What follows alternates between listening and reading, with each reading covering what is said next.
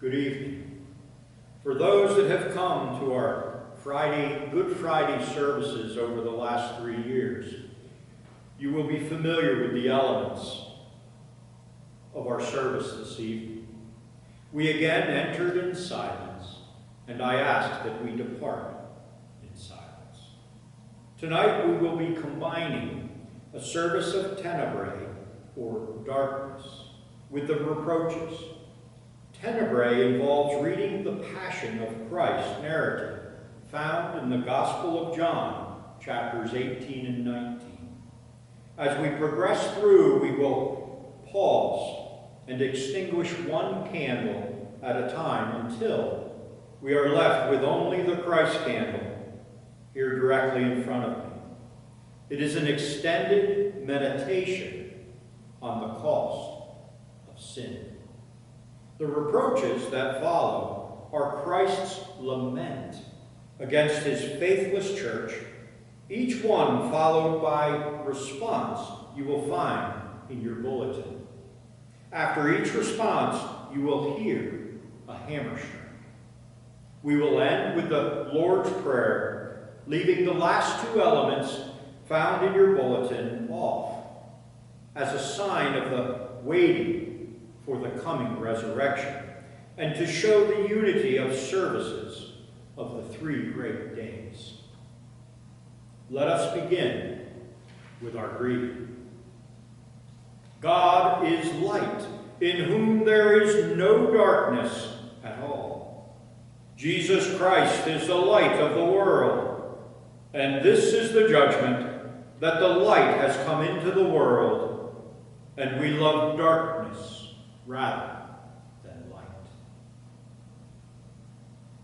Jesus went out with his disciples across the brook Kidron, where there was a garden which he and his disciples entered. Now Judas, who betrayed him, also knew the place, for Jesus often met there with his disciples. So Judas, having procured a band of soldiers and some officers from the chief priests and the Pharisees, went there with lanterns and torches and weapons.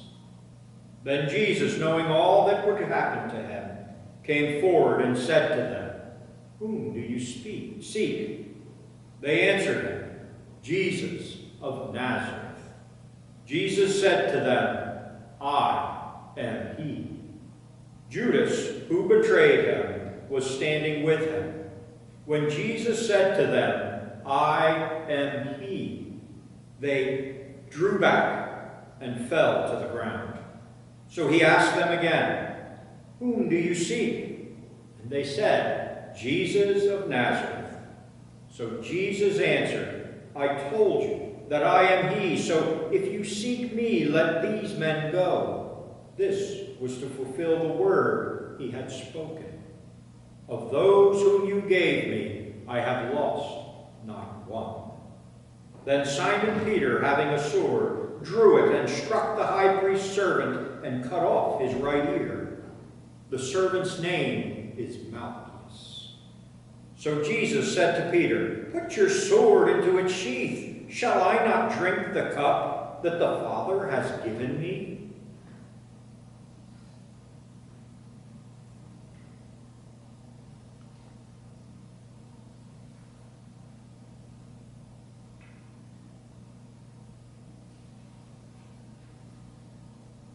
So the band of soldiers and their captain and the officers of the Jews arrested Jesus and bound him. First, they led him to Annas, for he was the father-in-law of Cepheus, who was the high priest that year. It was Cepheus who had advised the Jews that it would be expedient that one man should die for the people.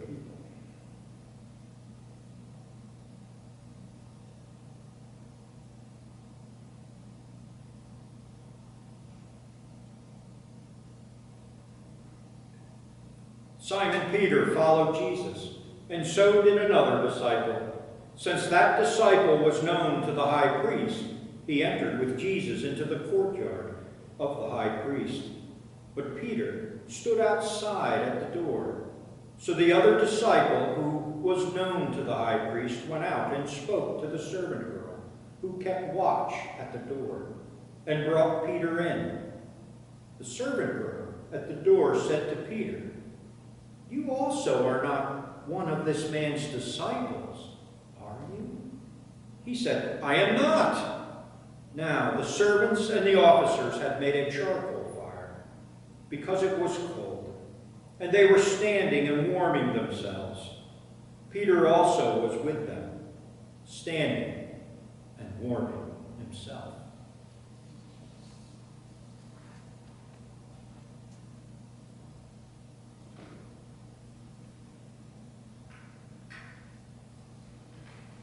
The high priest then questioned Jesus about his disciples and his teaching. Jesus answered him, "I have spoken openly to the world. I have always taught in the synagogues and in the temple, where all Jews come together. I have said nothing in secret. Why do you ask me? Ask those who have heard me what I said to them. They know what I said." When he had said these things, one of the officers standing by struck Jesus with his hand, saying, "Is this how you answer the high priest?" Jesus answered him, "If what I have said is wrong, bear witness about the wrong. But if what I said is right, why do you strike me?" Ananias then sent him bound to Cephas, the high priest.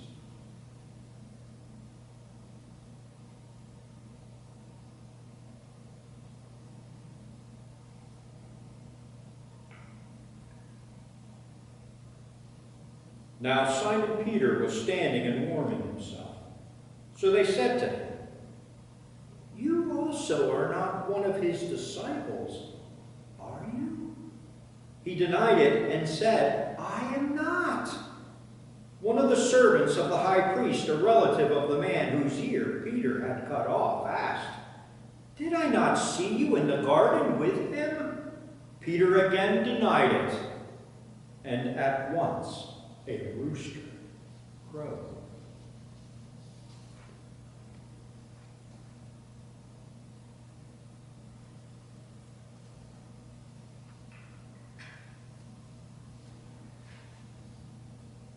Then they led Jesus from the house of Cephas to the governor's headquarters. It was early morning. They themselves did not enter the governor's headquarters, so that they would not be defiled, but could eat the Passover.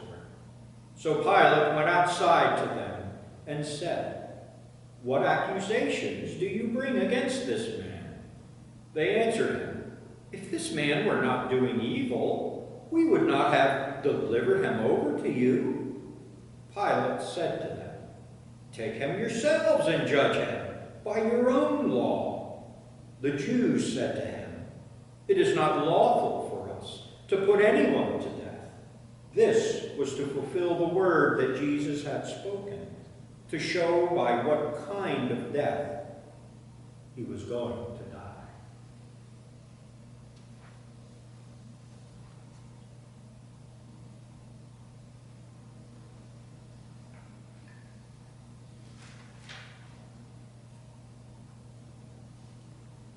So Pilate entered his headquarters again and called Jesus and said to him, "Are you the king of the Jews?" Jesus answered, "Do you say this on your own accord? Or did someone say it to you about me?"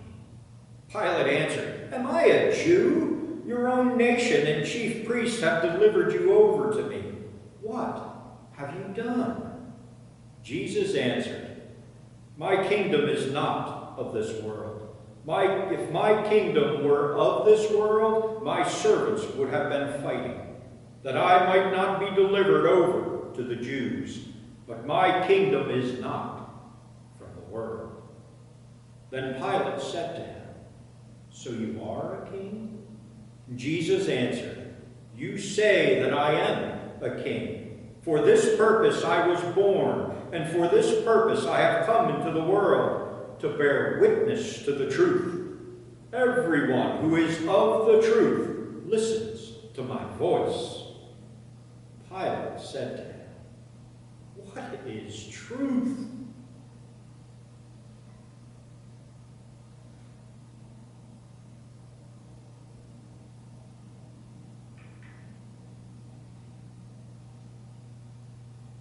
After he had said this, he went back outside to the Jews and told them, "I find no guilt in him.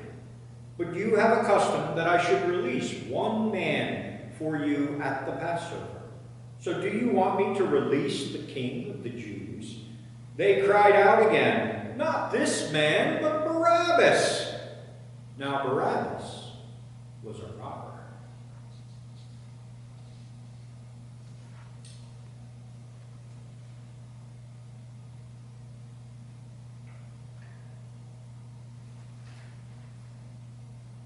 Then Pilate took Jesus and flogged him. And the soldiers twisted together a crown of thorns and put it on his head, and arrayed him in a purple robe. They came up to him, saying, "Hail, King of the Jews!" and struck him with their hands. Pilate went out again and said to them, "See, I am bringing him out to you, that you may know that I find no guilt in him." So Jesus came out, wearing the crown of thorns and the purple robe. Pilate said to them, "Behold the man." When the chief priests and the officers saw him, they cried out, "Crucify him! Crucify him!" Pilate said to them, "Take him yourself and crucify him, for I find no guilt in him." The Jews answered him, "We have a law, and according to the law he ought to die because he has made himself the Son of God." When Pilate heard this statement, he was even more afraid. He entered his headquarters again and said to Jesus, "Where are you from?" But Jesus gave him no answer. So Pilate said to him, "You will not speak to me? Do you not know that I have authority to release you and authority to crucify you?" Jesus answered him, "You would have no authority over me at all, unless it had been given you from above. Therefore, he who delivered me over to you has the greater sin."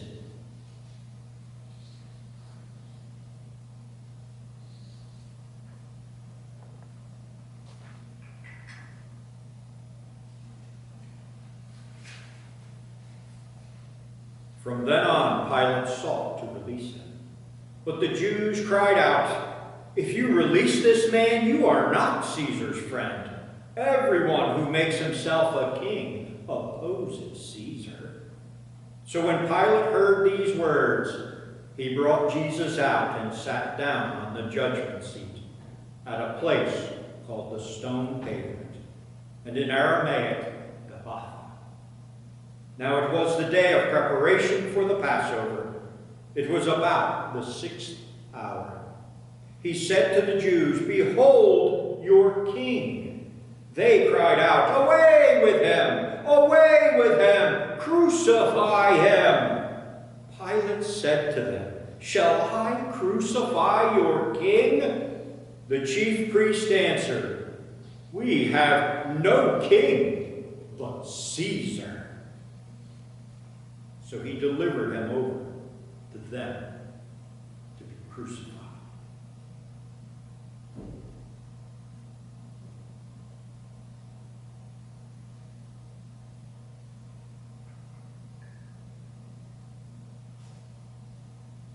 So they took Jesus, and he went out, bearing his own cross, to the place called the Place of a Skull, which in Aramaic is Golgotha. There they crucified him, and with him 2 others, one on either side, and Jesus between them. Pilate also wrote an inscription and put it on the cross. It read, Jesus of Nazareth, the King of the Jews. Many of the Jews read the inscription, for the place where Jesus was crucified was near the city, and it was written in Aramaic, in Latin, and in Greek. So the chief priests of the Jews said to Pilate, "Do not write the King of the Jews, but rather, this man said, 'I am the King of the Jews.'" Pilate answered, "What I have written, I have written."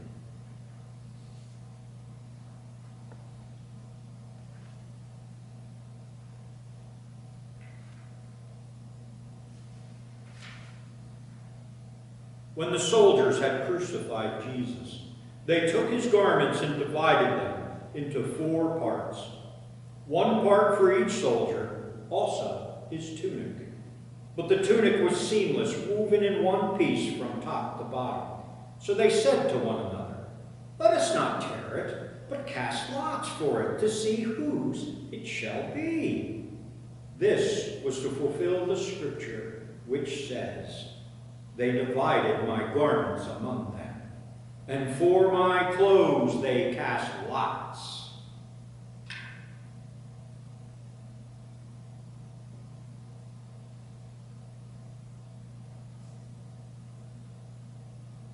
So the soldiers did these things, but standing by the cross of Jesus was his mother, and his mother's sister, Mary, the wife of Clopas, and Mary Magdalene. When Jesus saw his mother and the disciple whom he loved standing nearby, he said to his mother, "Woman, behold your son." Then he said to the disciple, "Behold your mother." And from that hour the disciple took her to his own home.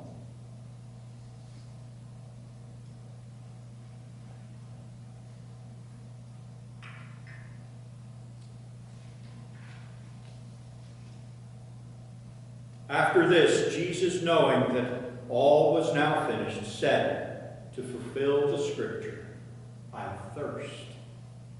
A jar full of sour wine stood there, so they put a sponge full of sour wine on a hyssop branch and held it to his mouth. When Jesus had received the sour wine, he said, "It is finished." And he bowed his head and gave up his spirit.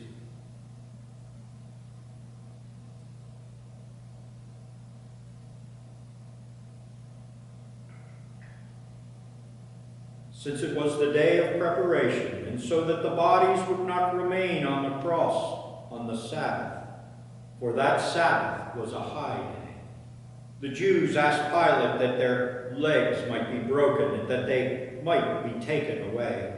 So the soldiers came and broke the legs of the first and of the other who had been crucified with him. But when they came to Jesus and saw that he was already dead, they did not break his legs. But one of the soldiers pierced his side with a spear, and at once there came out blood and water. He who saw it bore witness. His testimony is true, and he knows that he is telling the truth, that you also may believe. For these things took place, that the scriptures might be fulfilled. Not one of his bones will be broken. And again, another scripture says, they will look on him whom they have pierced.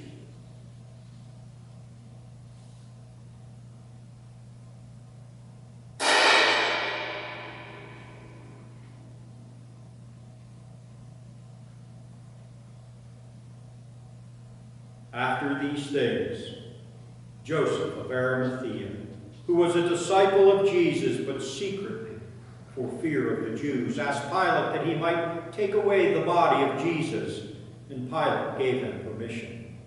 So he came and took away his body. Nicodemus also, who earlier had come to Jesus by night, came bringing a mixture of myrrh and aloes, about 75 pounds in weight. So they took the body of Jesus and bound it in linen cloths with the spices, as it is the burial custom of the Jews. Now in the place where he was crucified there was a garden, and in the garden a new tomb in which no one had yet been laid. So because of the Jewish day of preparation, since the tomb was close at hand, they laid Jesus